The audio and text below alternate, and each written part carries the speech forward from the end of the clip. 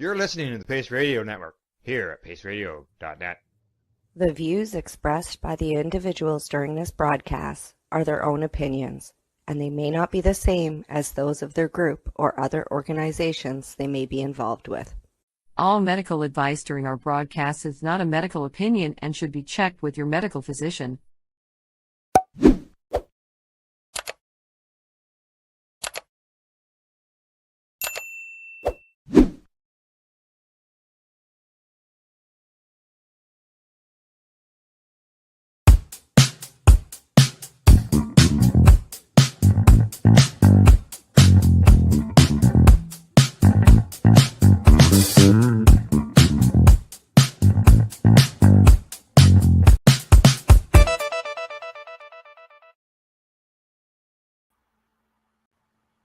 Yeah, good day and welcome to the Mushie Moment. As you can tell, we're here live Tuesday, July 15th, 2025. Yeah. And it's not Cindy. Correct. Yes, I'm not Cindy. Exactly. I saw you just before the intro started. I saw you going like this. And then there was that slight pause before you started speaking. I thought it's too smoky. He can't find the screen. Getting that little puff in to bring the down right before the show. Right. Exactly. Yeah. Hey everybody, this is Al. This is our station guy. We've had him on the show as a guest before. Today he's on the show as a host. Yeah. I'm just here, just filling in for Rev Cindy, and today we're going to be. It's going to be a little bit different of a show, I guess, because normally you have guests and such, but today we're not, right? No, today we're going to go through some psychedelic news that's been going on. Psychedelics are making an awesome breakthrough in the healing world, and they're finally finding their place without being demonized. And it's nice to see some stories coming out showing that, Exactly. The stuff that I'm seeing in the news, some of it's just incredible. It's just awesome stuff, and it's things that people need to know about and to learn for going forward. Yes, I have to agree. And one of the things I get when I'm dealing with people about healing, especially things like PTSD and whatnot, things that psychedelics really help in, depression and complex PTSD, even strokes or concussions and stuff. And part of getting through is getting past all the demonization that's been done for years already. Oh, well, yeah, big time. We're seeing it, in the cannabis end of things, right? All that stigma. There's almost 100 years of stigmatization that there's no way it's going to go away in a year, 2 years, 3 years, 4 years. It's going to take many years. And, I wouldn't say, psychedelics has had that, but I don't know if it's been as severe as that, because there's that thing about smoking. Yes. And that actually is a program as well that they ran on purpose. All the blah, blah, blah was smoking cannabis. But truly, that's using cannabis. That's one of the least amount of health benefits you'll get. If you're using whole extract oil and you're consuming it, it can heal all sorts of things, activate receptors everywhere. The least you get is in the smoking. And in my view, I think that was part of the overall demonizing. They just focused smoke. And when they legalized it, they focused on smoke, which is always the least healthiest method. And they don't really educate on the healthiest methods. Right? No. Before it was demonized, even the Queen had a cannabis tincture. Oh, yeah, exactly. I don't remember any of the demonizing ever being, ooh, that tincture's bad for you, or that. It was always, smoking pot. Yeah. Well, that's my rant for the day. should we get on to some of these? Actually, I find them quite amazing stories. All right. So we've got, just so everybody knows, we've got 8 stories. We'll try to get most of them done if we can. We got, right now, we're looking at about 50 minutes here to get things done. She's a busy day here on the podcast world, in my world. So here we go. First story. And the headline on it says, psilocybin delays aging, extends lifespan, new Emory study suggests. Like, wow. Yes, and just so people know, it says Emory study suggests. That's at Emory University. Yes. Right? Yeah. I love the shot they've got in there. That's just such a clinical type shot, eh? Oh yeah, right there. Yes. Okay. So, as revenues from the anti-aging market, riddled with hope and thousands of supplements, surged past 500 million last year, Emory University researchers identified a compound that actively delays aging in cells and organisms. A newly published study in Nature Partner journals, Aging demonstrates that psilocin, a byproduct of consuming psilocybin, the active ingredient in psychedelic mushrooms, extended the cellular lifespan of human skin and lung cells by more than 50%. Like, that's massive. That's massive. Yes, massive. Exactly. Massive. And this is coming right from the place who did the study, the university. So, in parallel, researchers also conducted the first long-term in vivo study evaluating the systematic effects of psilocybin in aged mice of 19 months, or the equivalent of 60 to 65 human years. Results indicated the mice that received an initial low dose of psilocybin of 5 milligrams, followed by a monthly high dose of 15 milligrams for 10 months, had a 30% increase in survival compared to mice who hadn't received any. These mice also displayed healthier physical features such as improved fur quality, fewer white hairs, and hair regrowth. Like, wow. I'm going to be eating me some. No. Yeah. Now, while traditional research for its mental health benefits, this suggests that psilocybin impacts multiple hallmarks of aging by reducing oxidative stress, improving DNA repair responses, and preserving telomere length. Now, telomeres are the structured ends of a chromosome, protecting it from damage that could lead to the formation of age-related diseases such as cancer, neurodegeneration, or cardiovascular disease. These fundamental processes involved human aging and the onset of these chronic diseases. Like, wow. Yeah, this is, it's more than just a magic drug. It's just more than just a magic mushroom. This is why it's magic, folks. The study concludes that psilocybin may have the potential to revolutionize anti-aging therapies and could be an impactful intervention in an aging population.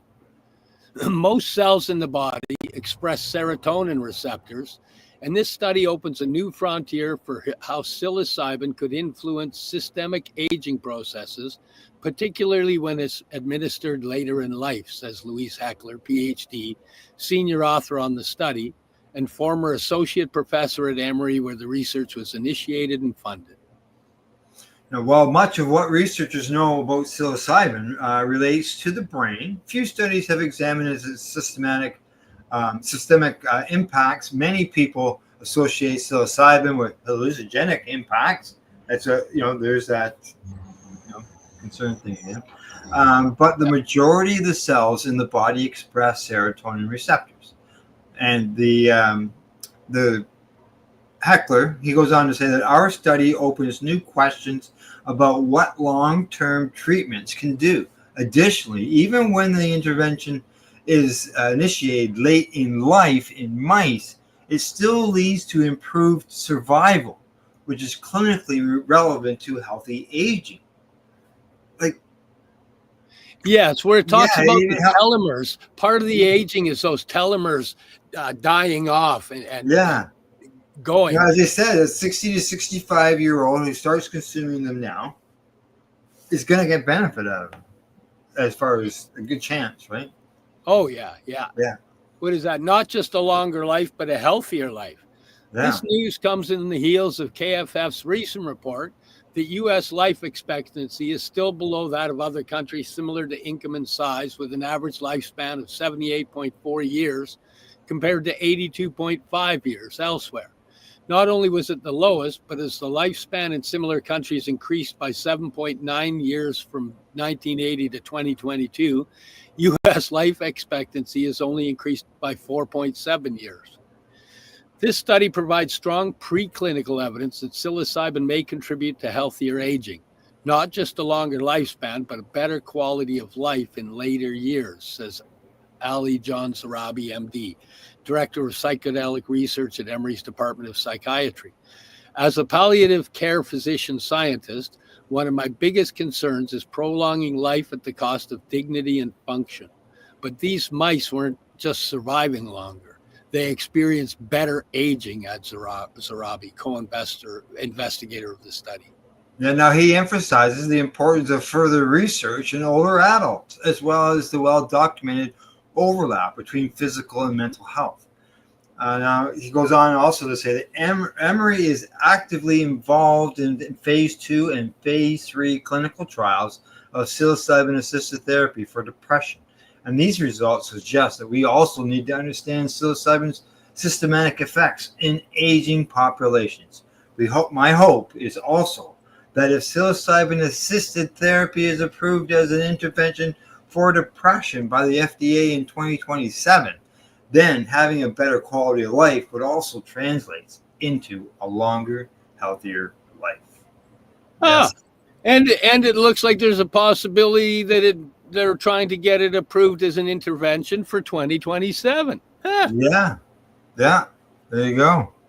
Well, that's pretty cool. And I have to say that, as a person that uses it and used it in microdoses and has done some of the larger doses, the benefits to my mental health and my memory is better. Everything in my life is better because of it. I have to agree with the study and just say that, this, if telomeres on the nerve and just microdosing, like you're not getting into any hallucinogens or anything like that. You're just yeah. So ready on to the next story we go. Okay. This one is Texas will invest $50 million in ibogaine research, testing the psychedelic drugs medical. Come on, load. Oh, is it not there? There we are. You got it. It's up on mine. There it is now. Oh, okay. Texas will invest. Yeah, it will be. Yeah. No, I didn't say the headline. Oh, go for it. There you go. Okay, Texas will invest $50 million in ibogaine research, testing the psychedelic drugs or medical's potential. The state's new law marks one of the largest government investments into psychedelics to date, with advocates citing the drug's potential to help veterans with traumatic brain injury and PTSD.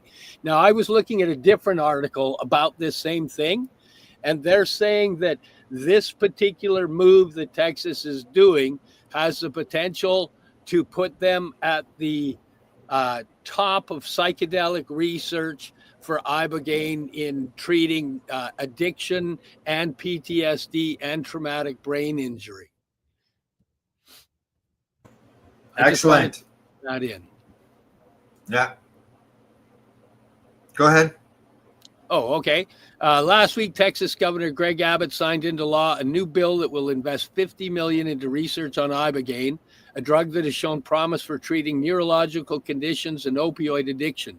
The bill, which received bipartisan support, marks one of the largest government investments in psychedelic medicine this far. Yeah, I was actually surprised when I first read this headline when it first came out. Now, Abbott says Texas will now lead the way in America for the evaluation of ibogaine as a potential medication that can help improve the lives of so many veterans. Ibogaine is a psychedelic compound derived from the iboga shrub, which is a native to Central Africa. Although people in other countries have been using ibogaine for medicinal and spiritual purposes for centuries, the United States still classifies it as a Schedule I drug defined by the Drug Enforcement Administration as a substance with high potential for abuse, with no currently accepted medical use. Other psychedelics such as psilocybin and MDMA have also this designation. It sounds like a cannabis thing. The funny thing about the iboga one, though, Yeah.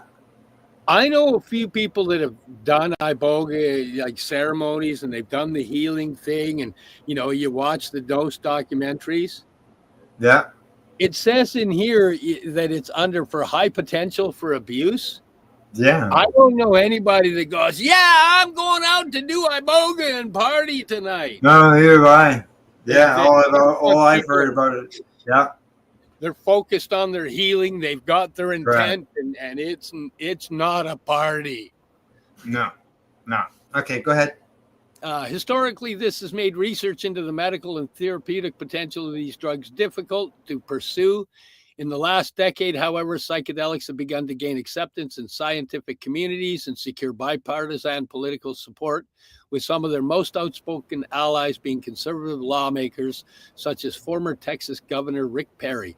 The state's historic investment in ibogaine is the latest advance in a wave of new psychedelic research funding. Proponents are specifically interested in ibogaine's potential to treat TBI, traumatic brain injury, one of the leading causes of post-traumatic stress disorder. Traumatic brain injuries are caused by a sudden blow or jolt to the head and are associated with suicidal ideation and major depressive disorder. In addition to treating TBI, ibogaine is being studied as a potential treatment for cocaine and opioid addiction. Yeah. Now, why don't they? I guess traumatic brain injury is a different injury than a post-traumatic injury. I just look at it post listed as being traumatic. Well, PTSD can cause brain injuries itself and blown out pathways, but some of the ones they're talking about are traumatic brain injuries, where you receive the brain injury as the PTSD came as a result of the brain injury type. Right. Yeah. Whereas the other one has to do with physical end of things. Yes. Yeah. Where they're talking about the TBI things with PTSD, that's where it also comes into concussion or post-concussion syndrome, because it's a traumatic brain injury from a hit, right? Yeah, exactly. That's kind of what they're talking about here. And people that get those hits in sports, a lot of them don't know. We don't decide what our brain decides is trauma. So a lot of them get it, but they don't understand that they've suffered trauma, and part of the battle is in their own system because they don't think they're traumatized, but they are. Right. Yeah. Okay, back to the story. The new law will support Texas-based trials of ibogaine through the Food and Drug Administration, with the intent to seek the agency's approval of the medicine. Obtaining that approval, however, could take years. The law also initiates a public-private partnership in which private investments would match state funding for research. The bill ensures that the state would receive at least 20% of the revenue generated from the medicine if it approved by the FDA, and a quarter of that money would go to the Fund for Texas Veterans. Now, antidepressants... Oh, no, go ahead. Antidepressants and anti-anxiety medications are commonly prescribed to treat PTSD, but these only target its symptoms, not underlying TBI. Ibogaine, on the other hand, is suggested to be able to directly target the brain injury through promoting neuroplasticity, or the brain's ability to change through forming new cell connections. Still more studies must be done before scientists can be sure how the compound is able to accomplish this. Now, one of the things I want to say is where it says up there, antidepressants and anxiety medications are commonly prescribed to treat PTSD, but they only target symptoms. And that's part of what people that have suffered PTSD and brain injuries need to understand, that the medications medicate symptoms. They don't heal issues. They medicate symptoms so it makes it easier to get through the issues. Whereas this and other psychedelics look like they heal the damage, not Yeah. just medicate. So Good. I'm deliriously happy, and so am I, especially for patients. Deborah Mash and myself, not a neurologist, but she is at the University of Miami, who studied ibogaine in the 90s, tells the New York Times, Andrew Jacobs, I've seen with my own eyes how it can change people's lives. Yeah, and a 2024 study in Nature, for instance, brought to light ibogaine's potential as a promising TBI treatment. The study, which took place in Mexico due to the compound's Schedule 1 status in the U.S., found that ibogaine treatment seemed to reduce symptoms of TBI in 30 male combat veterans. The participants reported an average reduction of 88% in PTSD symptoms 1 month after a single ibogaine treatment. Despite its promise, the study's results were limited as it's a small sample size and lack of participant diversity and lack of a placebo group. There's always a but. Yeah. But that's okay, because even in the small group, an average reduction of 88%. Yeah, exactly. That's seriously promising. Yeah. No, I'm just going to finish off here because it's a long story, so I want to get some of these other stories covered as well. It says a caveat of the ibogaine-based treatment is that the compound has known cardiac health risks, but doctors emphasize that these risks can be mitigated through cardiac monitoring and combining treatment with magnesium. What do you think? Yeah, I can see that. Yeah. I can see that. Magnesium, we're all magnesium deficient, really. And it's a nice calmer and depending on which magnesium is being used. Yeah. Okay, we're moving on to the next story. Perfect. Just make sure you got that. Okay. Yeah. I'm just trying to make sure we get all the stories covered. Usually try to get the whole idea, because there's some stories, like Cindy will tell you, some stories are just so long. It's unreal. So, all right, here we go. The next one. This one comes to us from the Columbian.com. It says, I wasn't living. Retired Vancouver firefighter finds relief from PTSD through psychedelic assisted therapy. There's a picture of him there. You can see his axe and stuff for his firefighting. Well, there as well. Okay. Yep. Go ahead. When Matt Therfelder began his career as a Vancouver firefighter in '94, the weight of unspoken rules hung over him. Don't show weakness and don't be vulnerable. At the time that I got hired, a lot of the older guys were Vietnam veterans who were raised in the fire department by World War II veterans who didn't talk about things, said Therfelder, 53. I'd never been diagnosed with PTSD, and honestly, for a long time, I thought that it wasn't real or it didn't exist.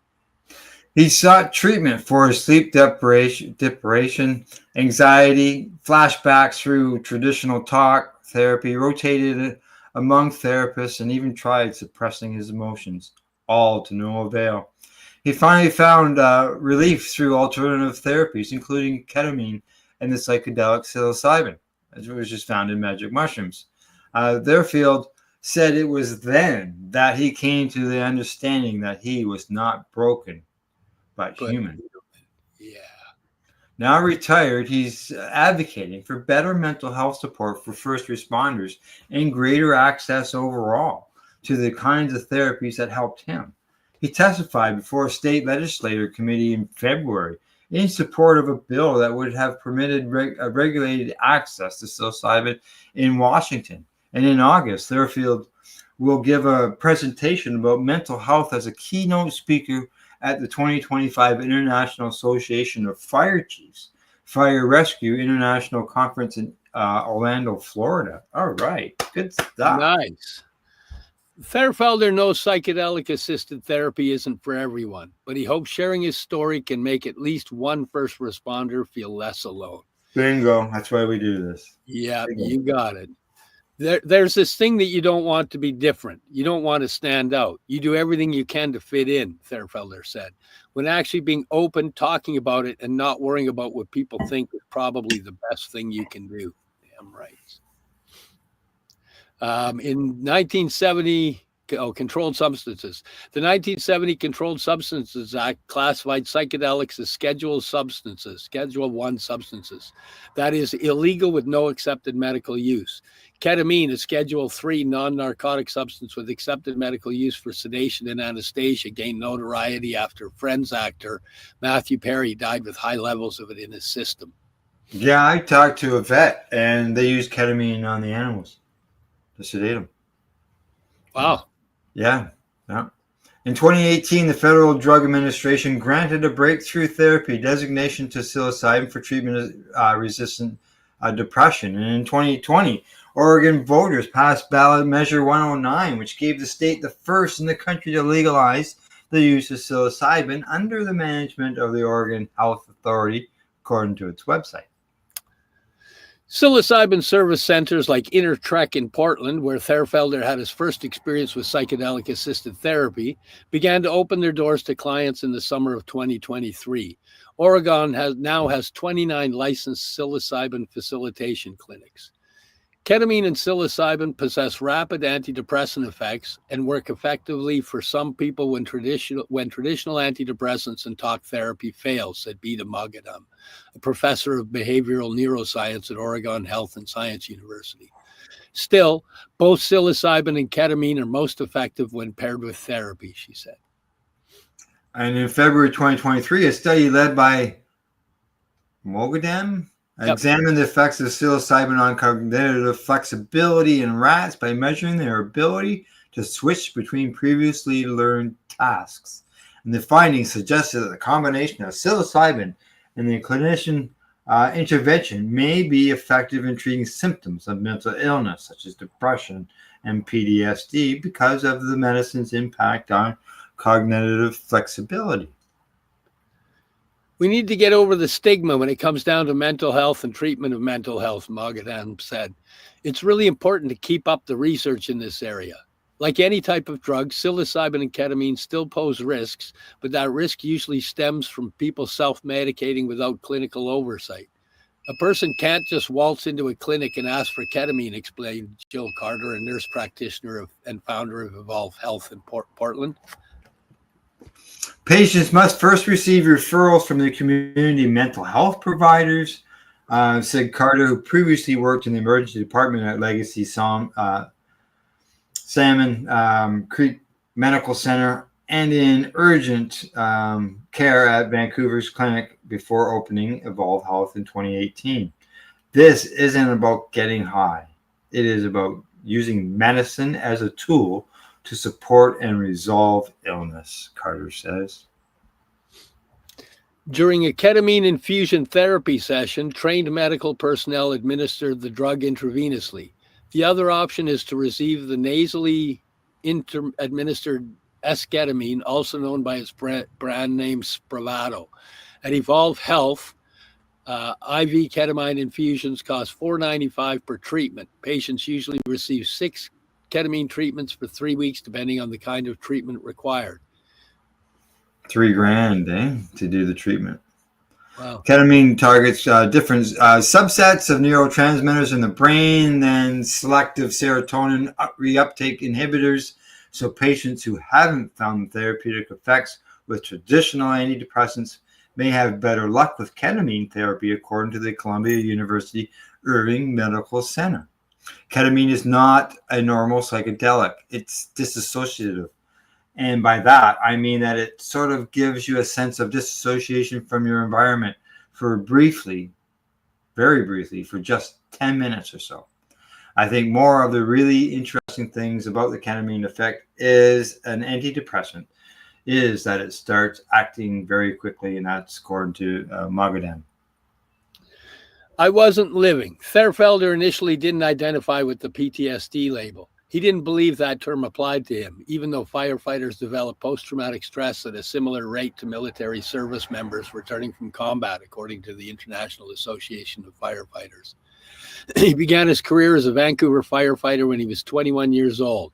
The first time he saw a counselor was just a few years later. His fellow firefighters recommended he talk to someone after a rash of suicides in the department. Oh. Therefield said he began to struggle with sleep, which continued for most of his adult life. He would get only 2 to 3 hours of broken sleep per night.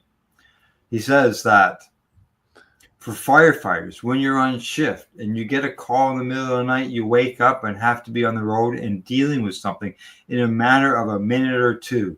It just caught up to me over the years where there's just this constant hyper vigilance and always being on guard for something to happen.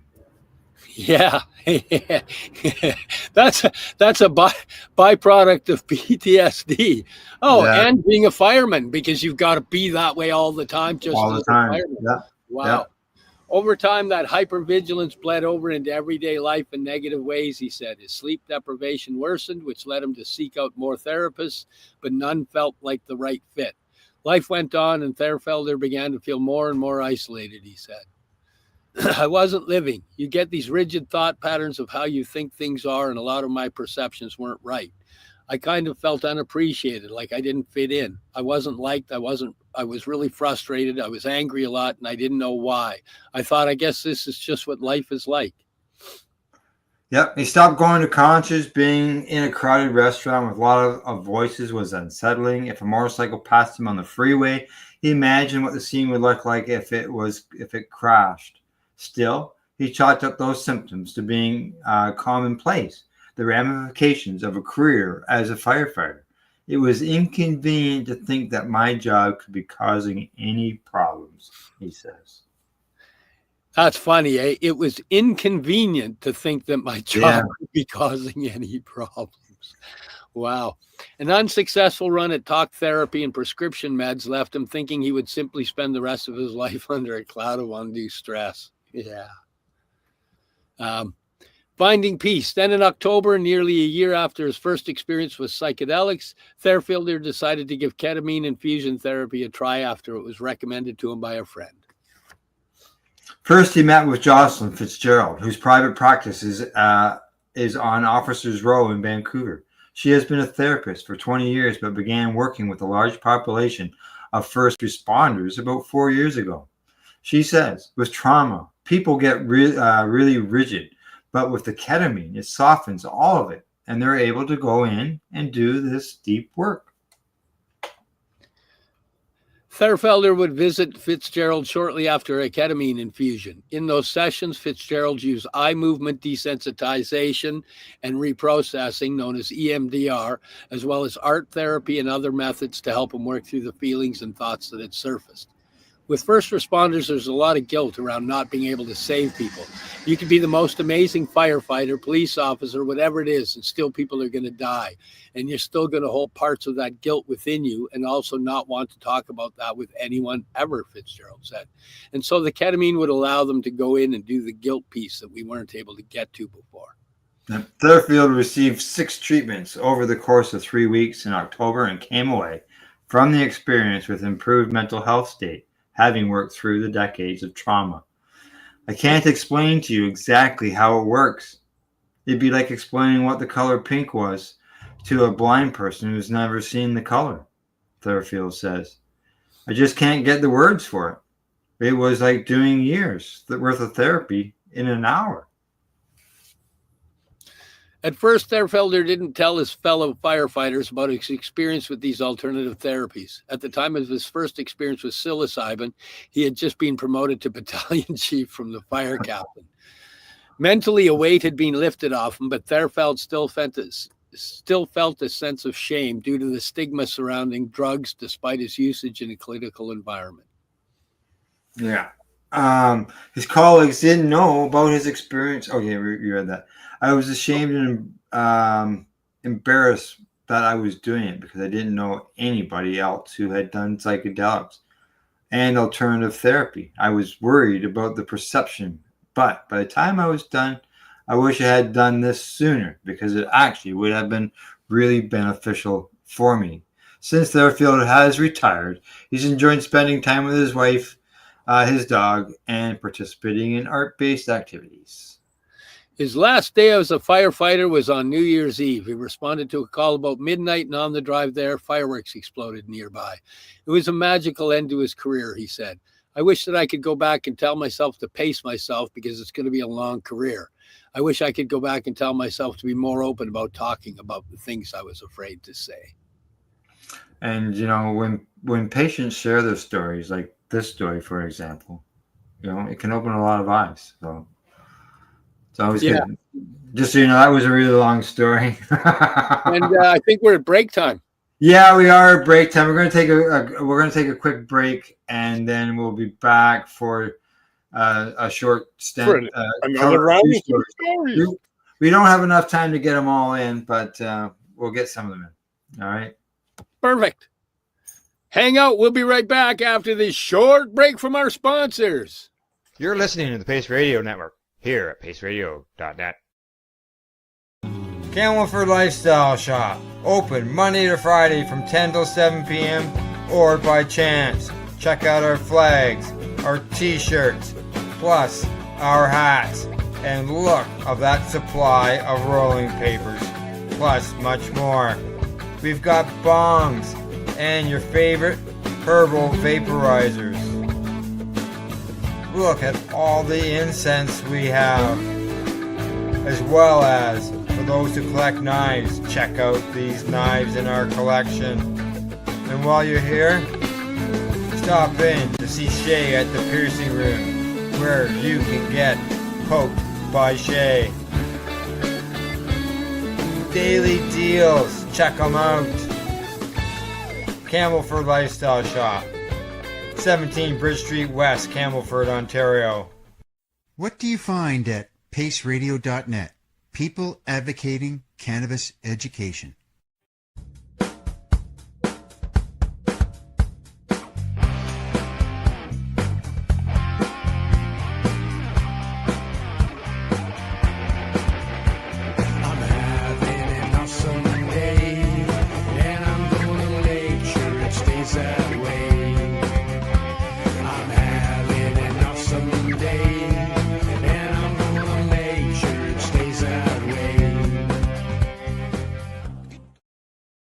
Limestone City Hydroponics is Kingston, Ontario's hydroponics shop. Take your growing to the next level and create the optimal environment with a tent kit, or maximize your yield with an ebb and flow flood table kit. Either way, Limestone City Hydroponics has more sizes and options to fit your needs. Are you looking for the power of the sun that adapts to your budget? Then look no further, as they have professional grow lighting. They have indoor grow systems that are easy and cost effective, with many options to fit your living space and lifestyle. Cultivate your growing potential. We have everything you need to succeed. And if you can't make it to the store, they offer local delivery to the greater Kingston area. Remember, when you're looking for experts to help you grow, then look no further than the locally owned Limestone City Hydroponics, 105 Sunderland Drive in Kingston, Ontario. Call them at 613-548-0420. Re-Rolled Saturdays. Check it out. Nothing but non-stop cannabis and psychedelic programming. Find it at 420pace.ca. You're listening to the Pace Radio Network here at paceradio.net. Good afternoon, and we're back with the Mushie Moment for part 2 of incredible psychedelic news. And today I'm here. Hopefully it's right. We've got my awesome co-host, Al. Cindy's taking a break, and Al decided to join me and go through the news with me.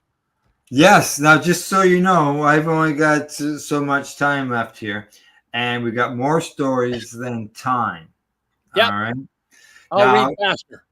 Okay, we either read faster or we have to skip a couple stories. That's fine. Give us some to add in next time. Okay, is there one here? Read the headline of the one that you would like to make sure that we get covered today. Oh, geez. Any of them, doesn't matter what order they're in. Any of them. Well, let's just go with the next one because that's a pretty inspiring one.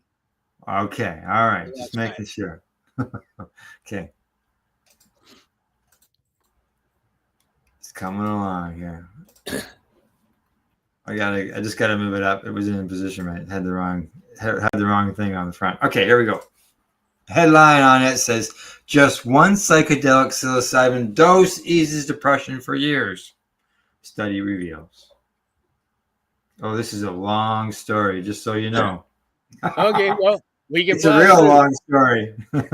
Half a decade after receiving a psychedelic treatment for depression, 2/3 of patients in the new study remained in remission. Denver, psilocybin, the main psychoactive ingredient in magic mushrooms, can alleviate depression for at least 5 years after a single dose, a new study finds. 5 years. Wow. The researchers presented June 18th at the Psychedelic Science 2025 conference in Denver, focused on patients with major depression disorder, which is often called clinical depression. The serious mood disorder causes a persistent feeling of sadness and a loss of interest or pleasure in activities that were once enjoyable. The most common treatments for MDD include talk therapy and medications such as selective serotonin reuptake inhibitors, and both can take a long time to show any benefits. When early studies hinted at psilocybin's potential as an antidepressant, a team of researchers undertook the first ever randomized clinical trial to explore the use of psychedelics for treating severe depression. The trial included 24 patients, half of whom received psilocybin at the very start of the trial, and half of whom received the same dose 8 weeks later. The waitlist group, each patient was also received 11 hours of psychotherapy. Nice. Even in that short time frame, there was a significant reduction in depression in the immediate treatment group compared to those on the wait list. Study co-author Alan Davis, director of Center for Psychedelic Drug Research and Education at the Ohio State University, told Live Science. Once all of the patients had completed the 4-week study, the psilocybin appeared to be 4 times more effective than traditional SSRI and antidepressant medications based on previous research data. 1 month after the treatment, 17 patients had relieved symptoms, including 14 who were in full remission from depression. Patients also responded much faster to psilocybin than is typical for conventional antidepressants. But do these benefits of psilocybin last? Very few long-term studies of psilocybin for depression have been conducted to date, says Dr. Charles Raisin, a professor of human ecology and psychiatry at the University of Wisconsin-Madison, who was not involved in the research. He says they are very difficult to do because people drop out, but also because they go on all sorts of other treatments that obfuscate the degree to which any longer lasting benefit results from the psychedelic, or because the participant got therapy or restarted an antidepressant.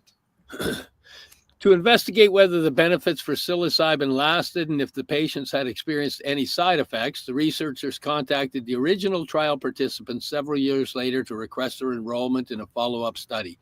21 patients enrolled, and their clinicians rated any changes in the participants' levels of depression from before the original treatment to the present day.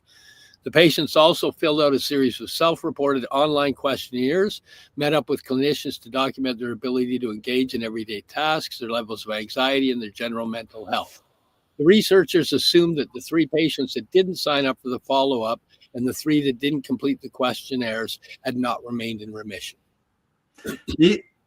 Even so, the researchers found that 67% of the participants who had suffered from depression half a decade earlier remained in remission after a single psychedelic therapy session. It's 2/3. There's nothing wrong with that. These patients also reported less anxiety and less difficulty functioning on a daily basis. In general, the 2/3 of the patients who responded well reported lasting positive changes to their mindsets, emotional health, and relationships. I am excited by these deeper aspects of their lives that really speaks to the importance of these interventions beyond just reduction of depression, according to Davies. Yes. Most of the patients shared that following the original treatment, they'd engaged in self-reflection and therapy to help understand themselves and navigate life's challenges. Davis hypothesizes that the psychedelic experience catalyzes a deeper therapy process and would like to conduct future studies comparing the relative influences of psilocybin and psychotherapy in alleviating depression. The biggest caveat of this study is the small sample size and the fact that the original trial showed larger antidepressant effects than subsequent larger multi-site studies seem to be showing, Raison said.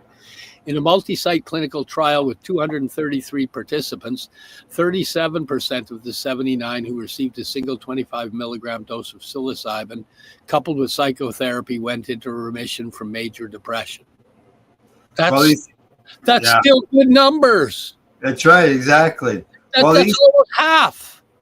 Yeah. Wow. Well, these. You're next, right? While these trials report less widespread antidepressant effects, they support the idea that psilocybin can effectively treat depression, Davies says, and he is keen to see how the findings of multi-state trials hold up on 5 years post-treatment. So there you go. I see the tab on that looks really long, but the story wasn't as long as I thought it was. So, all right, we'll move on quickly to the next story here. Let's do that. Let's do the Alaska one. That's pretty amazing too. Yeah, let's do the Alaska one, and that one says Alaska's ballot proposal aims to decriminalize natural psychedelics. A ballot measure proposal currently under review by Alaska state officials is seeking to decriminalize naturally occurring psychedelics, including psilocybin, psilocin, and DMT. A draft ballot measure currently under review by the Alaska Department of Law would decriminalize natural medicines in the state, including psilocybin and psilocin, the hallucinogenic compounds common in psychedelic mushrooms, the Alaskan Beacon reports. The proposal, the Alaska Natural Medicine Act, is modeled after Colorado's successful ballot initiative to decriminalize natural psychedelics. Submitted for review by the advocacy group Natural Medicine Alaska on June the 18th, the proposal would decriminalize the personal use, possession, growing, gifting, gathering, and community use of certain natural medicines, including DMT, mescaline, except peyote, they say, psilocybin, and psilocin. The organization said in an initiative policy outline. Now, the review process is expected to wrap up by August the 17th, according to the report. If approved, possession would be limited to individuals at least 21 years old. In addition to blanket decriminalization, the proposal offers a regulated access model that includes licensed healing centers where adults can receive supervised natural medicine services, as well as traditional use model covering the ceremonial, spiritual, or cultural use of natural plant medicines in accordance with practices passed down through generations within indigenous or traditional communities. That's freaking awesome. In an interview with The Beacon, the interim co-executives director of the Multidisciplinary Association for Psychedelic Studies, MAPS, Ismail Ali, applauded the measure as the first psychedelics decriminalization campaign he's seen, including Native leadership local to the region, and that's beautiful. Now, if approved by the Department of Law, supporters will have to collect at least 34,000 valid voter signatures. I got the hiccups, including minimum requirement from certain districts to qualify the proposal for the ballot. If supporters can complete the signature gathering process before the state legislature convenes in January, the proposal would qualify for the 2026 ballot. However, if the process wraps up after the lawmakers convene the session, the ballot question would be delayed until 2028. Oh, get at her. Oregon make that happen sooner. Yeah. It goes on to say that Oregon was the first state to decriminalize certain natural psychedelics by ballot initiative in 2020. Well, it's nice to see other places following through. I just got to grab my dog here. Chica, hey, come here.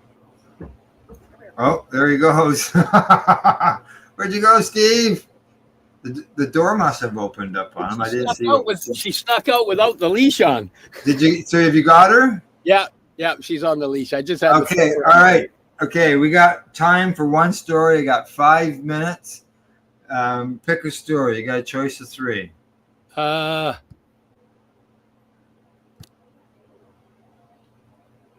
Let's go for the last one. There's more than 600 individuals, organizations send letter calling on Ontario to reverse needle distribution. All righty, we will do that. And here it comes. As Steve said, more than 600 individuals, organizations send letter calling on Ontario to reverse needle distribution ban. More than 600 individuals and organizations from across Ontario have signed a letter calling on the province to allow the distribution of syringes at homelessness and addiction recovery treatment hubs, saying prohibiting them will put more people at risk of HIV, hepatitis C transmission. The letter was sent Wednesday to Ontario Health Minister Sylvia Jones and Ontario's Chief Medical Officer of Health, Dr. Kieran Moore, and included signatures from health centers, advocacy groups, and research organizations. You agree? I agree. I agree. It's keep people safe and healthy until they find time to recover. Until we get them. Sandra Kahan-Cho, co-executive. Oh, my phone is ringing off the hook here. Of the HIV legal treatments, the letter was put together because the decision to prohibit sterile needle distribution is a deterrent to people who use drugs across Ontario. It's quoted here as saying the consumption treatment services that have transitioned into heart hubs were previously one of the biggest distributors of needle and syringe programs of the province, so prohibiting them from distributing the supplies would have huge implications of people who use drugs. Yes. The heart hubs, which prioritize treatment, recovery, and getting people into housing, were announced after the province passed legislation last year banning supervised consumption sites within 200 meters of schools and daycares. The legislation, which is being challenged in court, also introduced restrictions on needle and syringe distribution at heart hubs. 9 hubs were opened in Ontario in April. This letter sent to the government pointed out needle and syringe programs have been recommended by international health organizations, including the World Health Organization, as well as essential elements of effective HIV and hepatitis C prevention strategies for decades. We have so much evidence about the impacts of these services.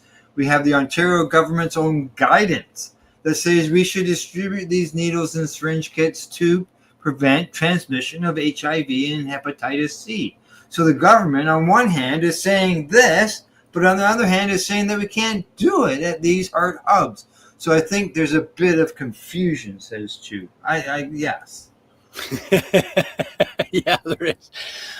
Ontario's Substance Use Prevention and Harm Reduction Guideline, released by the Ministry of Health as Long-Term Care in 2018, says the distribution of needles, syringes, and other drug use supplies is proven to be an effective method in reducing blood-borne infections associated with injection drug use, such as HIV and hepatitis C.